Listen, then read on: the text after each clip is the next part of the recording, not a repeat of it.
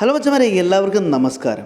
ഇന്ന് ഞാൻ പറയാൻ പോകുന്നത് ടോപ്പ് 5 ഇന്ത്യൻ ആർമി ഡോഗ്സിനെ കുറിച്ചാണ്. ഇതിൽ നമ്പർ 1 ലാബ്രഡോർ.